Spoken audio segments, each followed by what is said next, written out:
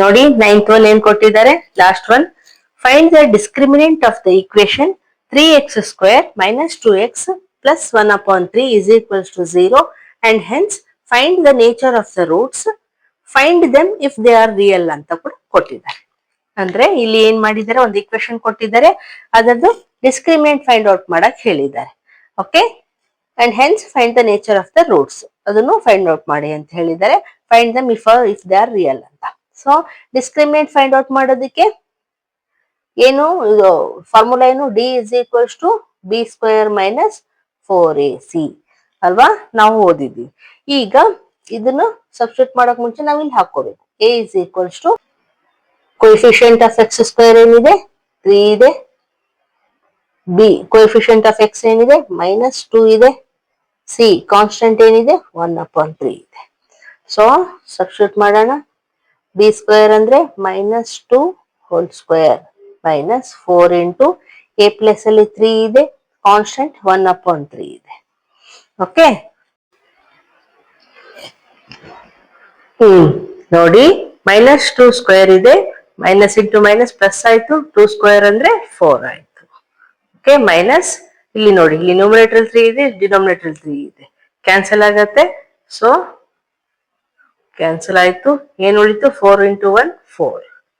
So D is equals to ಏನ್ ಬಂತು, 0. 4 minus 4 is equals to 0. Okay, ನಾವೇನ್ ಓದಿದೀವಿ, if D is equals to 0 ಅಂದ್ರೆ 2 ಈಕ್ವಲ್ ರಿಯಲ್ ರೂಟ್ಸ್ ಎಕ್ಸಿಸ್ಟ್ ಅಂತ ಓದಿದೀವಲ್ವಾ. If D is equals to less than 0 ಬಂದಿದೆ, ನಾವು ನೋ ರಿಯಲ್ ರೂಟ್ಸ್ ಎಕ್ಸಿಸ್ಟ್ ಅಂತ ಹೇಳ್ತಿದ್ವಿ. ಸೊ ಬರೆಯೋಣ, therefore 2 equal real roots exist.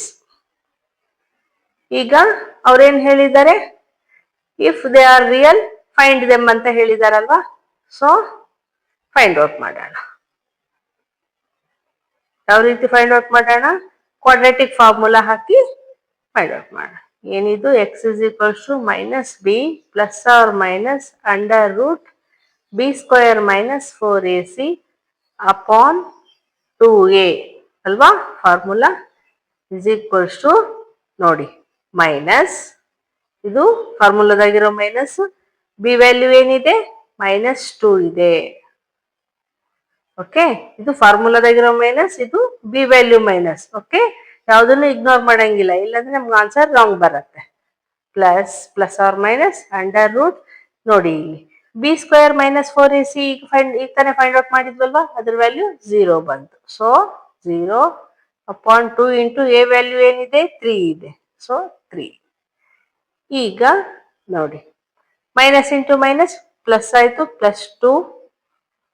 ಇಲ್ಲಿ plus or minus under root 0 ಅಂದ್ರೆ ಎಲ್ಲ 0ನೇ ಆಯ್ತು. ಇಲ್ಲಿ ಕೆಳಗಡೆ 2 3s 6. ಈಗ ಕ್ಯಾನ್ಸಲ್ ಆಗತ್ತೆ ನೋಡಿ, 2 1s 2 3s. So x is equals to 1/3. ಏನ್ ಮೇಡಮ್ ಒಂದೇ ವ್ಯಾಲ್ಯೂ ಬಂತಲ್ಲ ಅಂತಂದ್ರೆ, ಈಕ್ವಲ್ ರಿಯಲ್ ರೂಟ್ಸ್ ಇದಾವೆ. ಸೊ 2 ಈಕ್ವಲ್ ರಿಯಲ್ ರೂಟ್ಸ್ ಇರೋದ್ರಿಂದ ಸೇಮ್ ವ್ಯಾಲ್ಯೂ ಬರುತ್ತೆ. ಸೊ ನಾವೇನಂತ ಬರೆಯೋಣ, therefore 1/3 and 1/3 ಆರ್ 2 ಈಕ್ವಲ್ ಇದಾವೆ, ಸೇಮ್ ಬರ್ತವೆ, ಆರ್ ಈಕ್ವಲ್ ರಿಯಲ್ ರೂಟ್ಸ್.